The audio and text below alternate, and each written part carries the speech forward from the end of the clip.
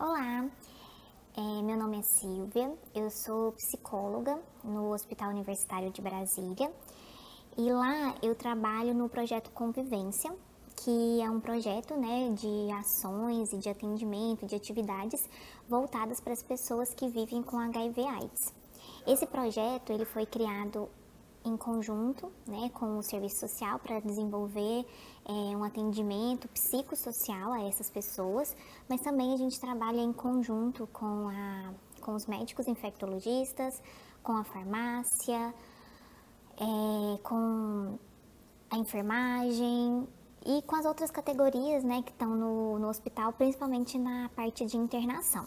O projeto Convivência, ele atua tanto a nível ambulatorial quanto a nível de internação. A nível ambulatorial, a gente trabalha da seguinte forma: a gente tem uma triagem, né, para pacientes novos ou para pacientes que perderam o tratamento, que é feito por uma enfermeira. Então, a enfermeira faz essa triagem e aí encaminha para a psicologia e para o serviço social. Quando o paciente, né, chega para a gente faz essa primeiro atendimento psicossocial, numa avaliação e um acolhimento que visa, né, fazer essa vinculação desse paciente ao serviço. E com isso ele depois é encaminhado, né, para o médico e também para a farmácia para retirar os antirretrovirais. Por isso, né, desde que o projeto foi criado em 1996, ele tem essa ênfase, né, de um atendimento psicossocial voltado para as pessoas que vivem com HIV. O nosso trabalho, né, na psicologia especificamente, ela tem várias abordagens. Então, a gente faz os atendimentos tanto a nível ambulatorial, né, como eu falei no início, e aí no nível ambulatorial a gente tem toda uma proposta, né, tanto do acolhimento, de intervenções focais, que eu vou falar depois mais especificamente sobre cada uma delas, e também na internação. Na internação, o atendimento ele é um pouco diferenciado, porque não tem essa questão, né, de setting terapêutico, de uma salinha específica para o atendimento, e acaba que tem algumas demandas também da internação que são mais específicas desse contexto, né, de um já adoecimento. Além do próprio paciente que procura o atendimento, a gente também faz um atendimento com a família, caso, né, seja do interesse do paciente, com companheiro, companheira, ou com a rede de suporte que esse paciente considere como referência, como efetiva. E sempre, né, o trabalho da psicologia, ele não é um trabalho sozinho, né, e a gente sempre está em conjunto com o serviço social, e com o médico, né, com a farmácia, com a enfermagem, porque acaba que nessa questão do HIV a gente precisa muito fazer um atendimento que vise, né, todos os aspectos daquele paciente. A primeira questão, né, que a gente faz quando o paciente chega no serviço é esse acolhimento, e nesse acolhimento a gente faz uma avaliação que é possível identificar várias questões, né, relacionadas àquela pessoa. Geralmente a primeira delas ela é voltada para a questão da adesão ao tratamento. Como é um diagnóstico recente, né, e essa pessoa geralmente, né, não está já com sintomas ou já desenvolveu AIDS, a gente precisa trabalhar com ela como que vai ser começar uma medicação, começar um tratamento para algo que ela não está sentindo e que em algumas vezes pode desenvolver algum efeito colateral daquela medicação.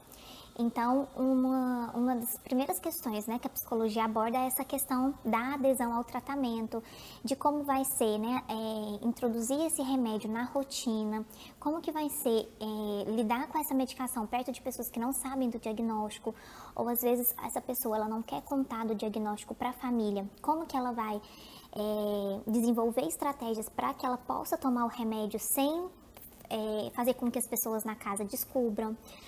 Isso também se estende, né, para trabalho, para relacionamento.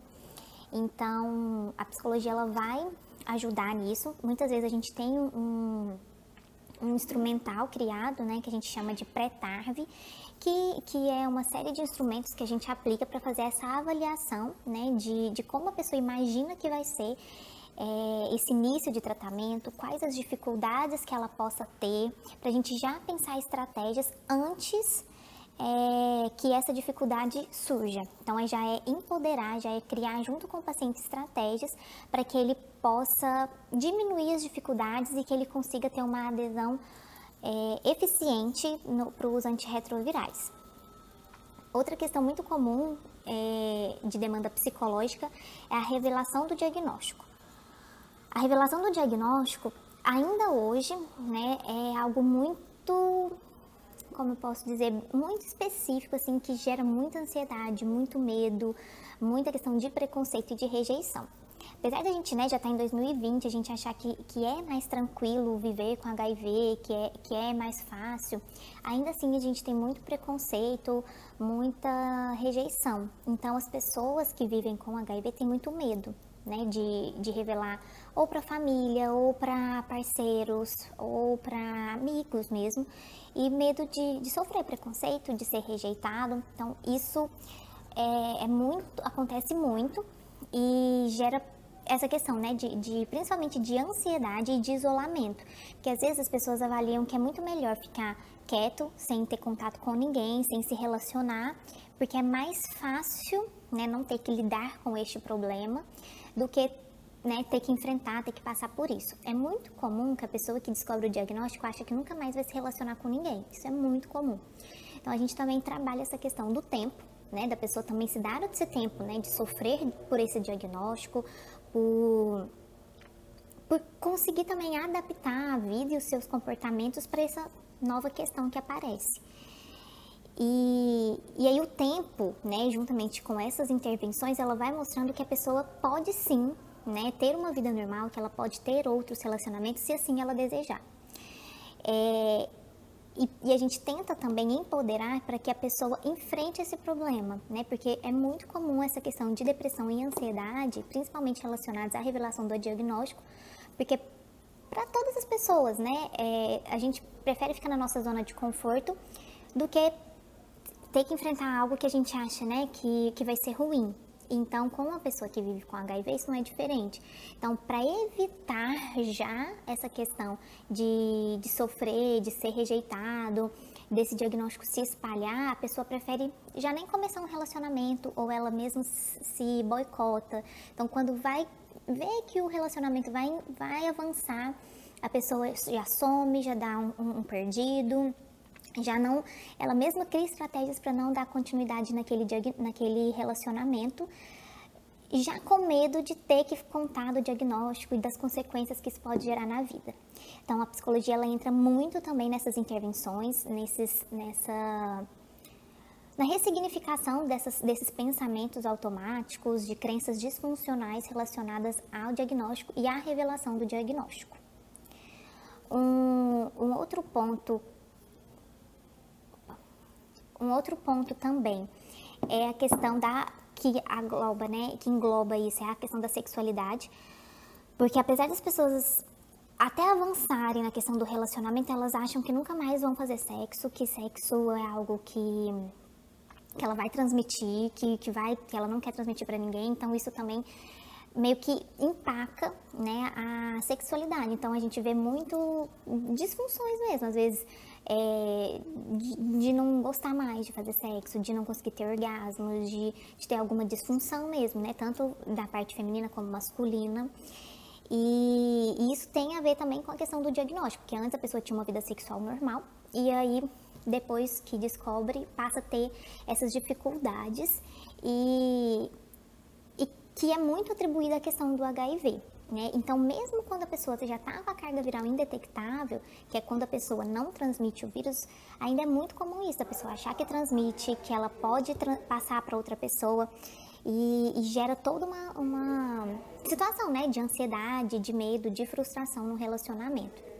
É muito comum também da pessoa achar que ela é inferior às outras e por isso ela tem que aceitar qualquer coisa no relacionamento. Se uma pessoa, contei que tenho HIV, se essa pessoa me aceitou, ela vai ser a única no mundo que vai me aceitar, então eu tenho que manter esse relacionamento a qualquer custo, porque eu não quero mais ter que revelar pra ninguém, porque ninguém vai me aceitar, só essa pessoa aqui. Então isso também acontece bastante, né, da gente ter que trabalhar essa questão de autoestima, de aceitação mesmo do próprio diagnóstico, de que você não é, né, a pessoa que vive com HIV não é inferior, ela não é que ela tem que aceitar e fazer tudo que aquela parceria propôs ou quer fazer, né, às vezes até vivenciando um relacionamento abusivo porque aquela pessoa aceitou o diagnóstico de HIV. Todas essas questões, né, que eu falei, de revelação do diagnóstico, de preconceito, de ter que viver às escondidas, de ter alguma questão com a sexualidade, isso não é uma questão isolada, isso acaba interferindo em todos os pontos da vida da pessoa. Pode interferir no emprego, com os filhos, com a família, com amigos, né, e aquilo que eu falei no início, da pessoa mesmo se ficar reclusa, né, e acaba não tendo relações, né, sociais de nenhuma forma, ou faz aquilo para sobrevivência, vai ali, trabalha e volta para casa. E aí com isso ela pode desenvolver, né, depressão e ansiedade, e que são transtornos muito comuns em pessoas que vivem com HIV justamente por essas questões e quando elas também não são bem trabalhadas. Porque como eu falei, é muito, entre aspas, mais fácil a gente andar para trás e não lidar com esse problema, né? E aí só que a gente acha que isso é uma coisa boa, mas acaba desenvolvendo essa questão de ansiedade, de depressão, e isso, né, pode chegar a situações mais graves, né, mais extremas de se não fizer algo, se não fizer um tratamento, um acompanhamento. Então, o objetivo, né, do nosso projeto é justamente esse, da gente já intervir logo no início, tanto quando a pessoa descobre o diagnóstico ou em momentos secundários, que talvez essa pessoa estava bem no início, mas aconteceu alguma situação que ela teve, né, que lidar com algo mais difícil. Então, o nosso objetivo é esse, ajudar, criar estratégias, fazer intervenções focadas em situações que pessoas que vivem com HIV enfrentam e vivenciam por essa questão do diagnóstico. E, claro, também, né, auxiliá-las na questão, né, de educação e saúde, de prevenção, de viver a sexualidade de uma forma mais saudável, mais coerente, né, com a vida que essa pessoa vai levar a partir de agora, né, fazendo um tratamento de saúde, tendo que ter consultas mais sistemáticas e mostrando também que o diagnóstico de HIV não é o fim da vida, muito pelo contrário. Ele pode muitas vezes ser ressignificado e visto que a pessoa pode, né, muitos pacientes trazem que vivem uma vida melhor, que ressignificaram comportamentos e viram que podiam mudar, né, comportamentos e crenças que antes era algo meio engessado. Eu acho que é isso. E muito importante também, né, pra gente pensar que viver com HIV, né, não é um problema, que o tratamento está muito avançado. E quando a pessoa, né, faz o tratamento, está com a carga viral indetectável e ela encontra esse suporte, né, tanto de rede social quanto também de vinculação com o serviço, ela pode viver uma vida normal e muito saudável, tanto da parte física quanto da parte psicológica. É isso e obrigada!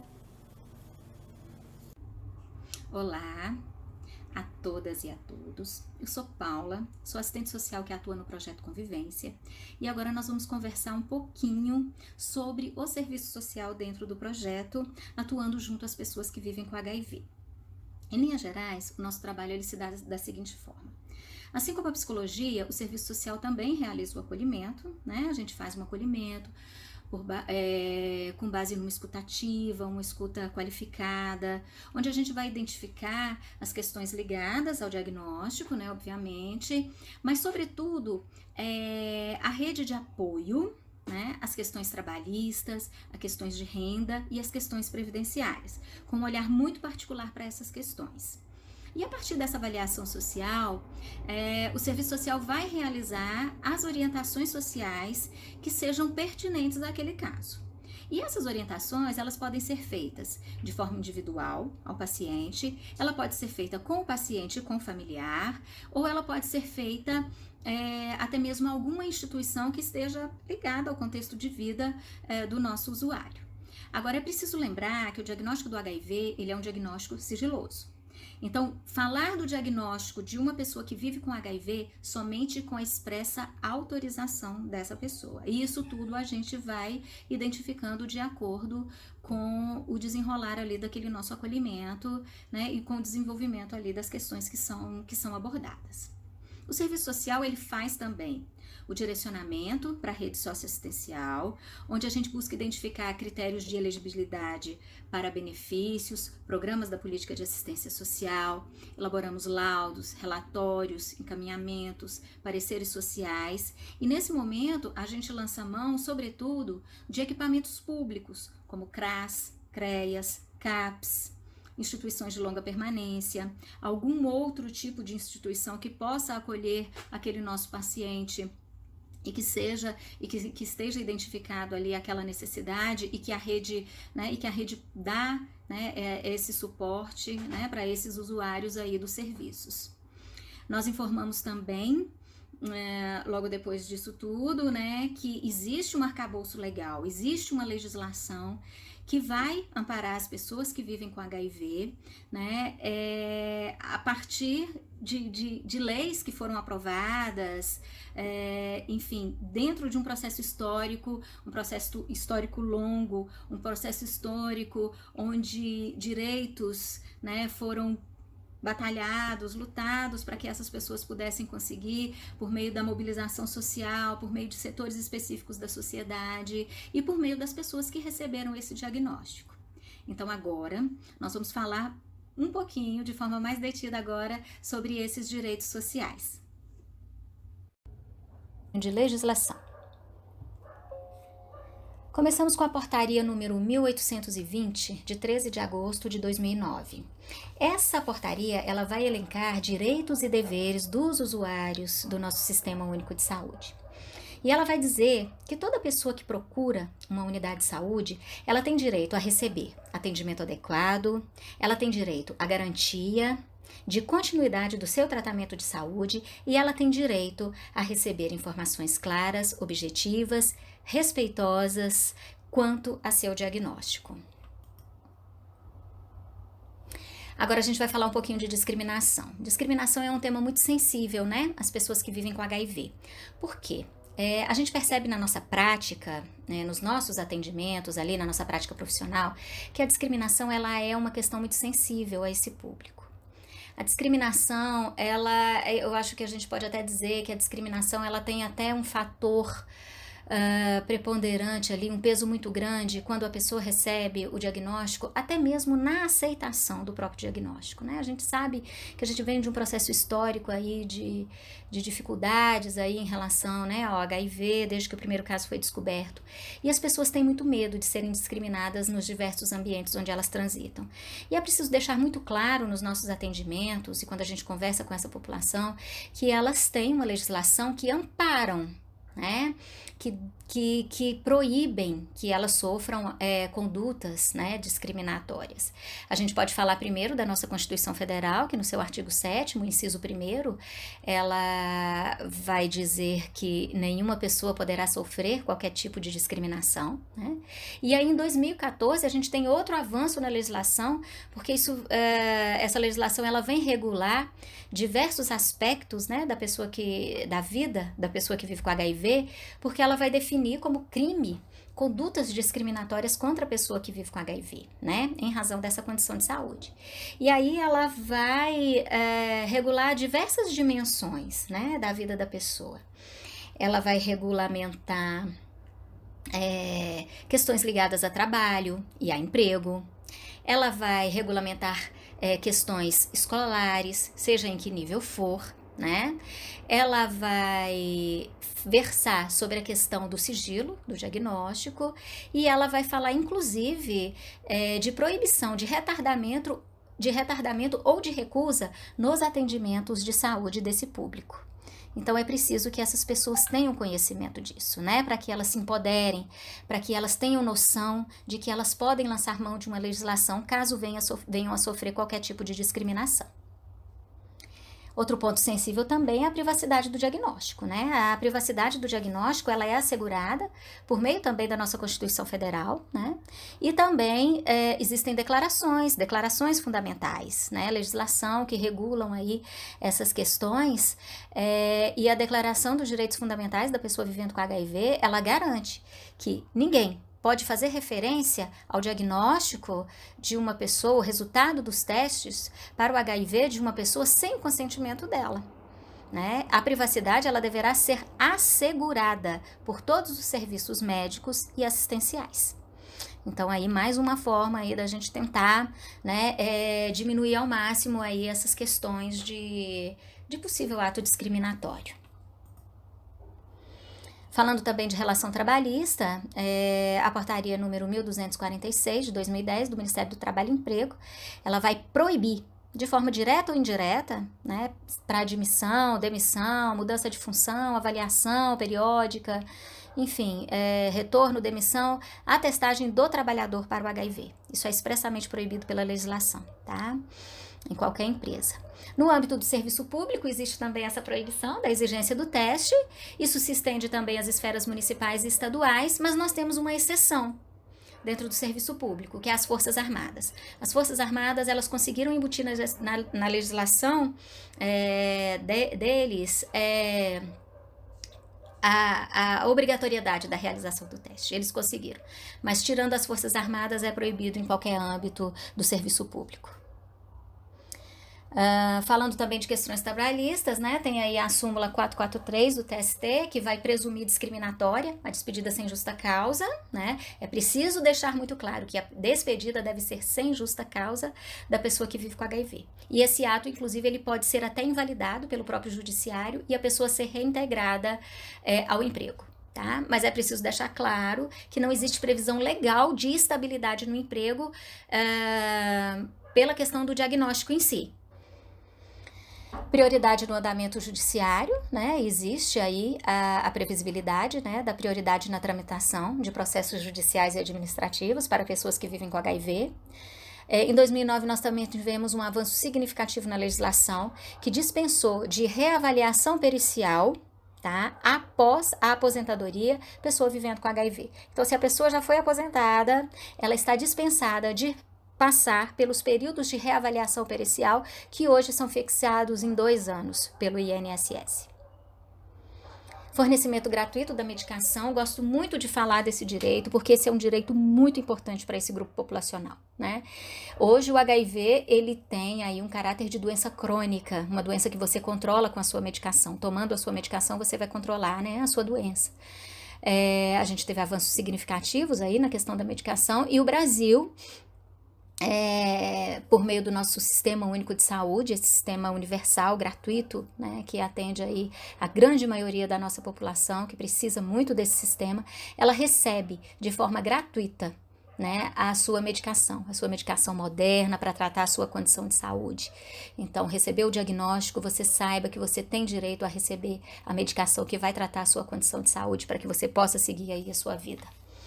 Transporte gratuito, pessoa que reside no Distrito Federal, ela tem direito a fazer uso do transporte público dentro do DF de forma gratuita, lembrando que o paciente precisará passar por uma avaliação social, porque existe aí o critério socioeconômico. Saque do FGTS, saque do PIS/PASEP é direito da pessoa vivendo com HIV. Existe também a previsibilidade da isenção de imposto de renda, desde que a renda da pessoa que tem o diagnóstico seja proveniente de aposentadoria, de reforma ou de pensão. Temos o benefício por incapacidade temporária, caso a pessoa, por uma necessidade do seu diagnóstico, ela precise ficar afastada temporariamente do seu trabalho. Se ela for uma pessoa segurada do INSS, ela tem direito ao benefício por incapacidade temporária. Ela vai continuar recebendo, afastada do trabalho em função dessa dificuldade temporária que ela vem passando ali naquele momento para cumprir a sua atividade laborativa. Eu queria lembrar também que os direitos desse grupo populacional, eles não se encerram aqui. Aspectos socioeconômicos ligados a situações de saúde que podem sim gerar aposentadoria ou não, podem também gerar outros tipos de direitos, né? Mas para isso é preciso que a pessoa passe por uma avaliação do assistente social. O assistente social vai avaliar, vai fazer uma análise, né, minuciosa dos aspectos da vida daquele sujeito na sua totalidade e vai fazer uma avaliação verificando se ela tem direito ou não, ou há mais algum direito. né?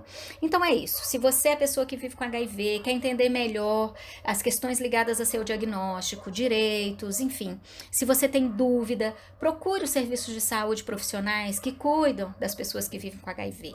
E se você é familiar de alguém, conhece alguém, é uma pessoa muito próxima, é um amigo, né, de alguém que recebeu esse diagnóstico, se você tem dúvida quanto ao tratamento, quanto à forma de transmissão, ou alguma situação que ainda gera em você alguma insegurança, enfim, algum medinho lá no fundo, quanto a questões ligadas ao diagnóstico, converse com os profissionais que lidam com esse público. Se abra a informação ela é fundamental, a informação é uma arma que a gente tem e a gente precisa se munir dessas informações para a gente seguir aí da melhor forma possível e seja também apoio à pessoa que recebeu esse diagnóstico. Agora nós vamos ver um vídeo do Ministério da Saúde.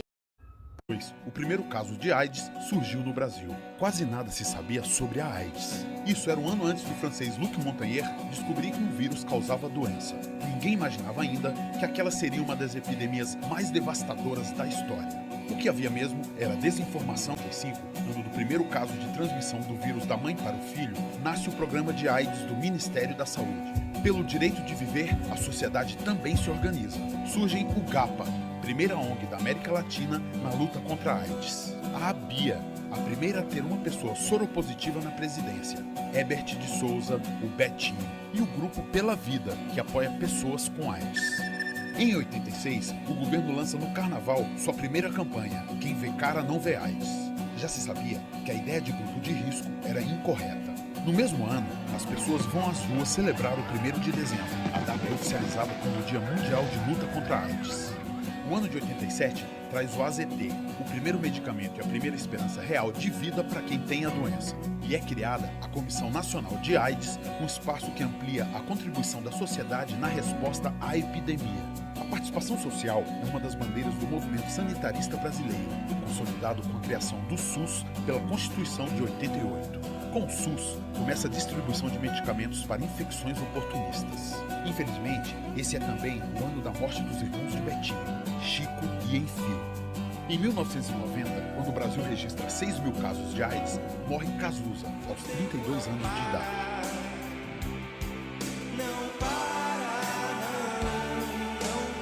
Em 91, o primeiro encontro nacional de pessoas vivendo com HIV discutia a terceira epidemia, as consequências de viver com AIDS.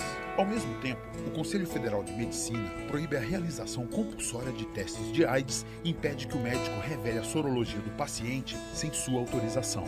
1992 chega com previsões pessimistas. O Banco Mundial afirma que haverá 1.200.000 casos de AIDS no Brasil na virada do século.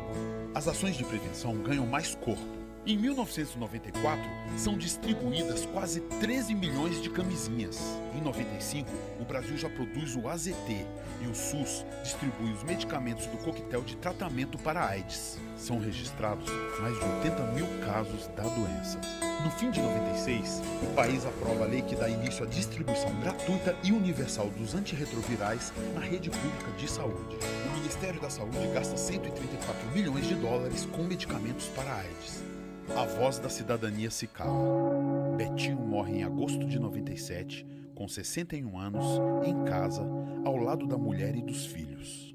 Em 1999, contabiliza a redução em 50% nas mortes, enquanto o país já gasta 336 milhões de dólares com a compra e distribuição de medicamentos para AIDS. O Brasil começava a produzir o coquetel.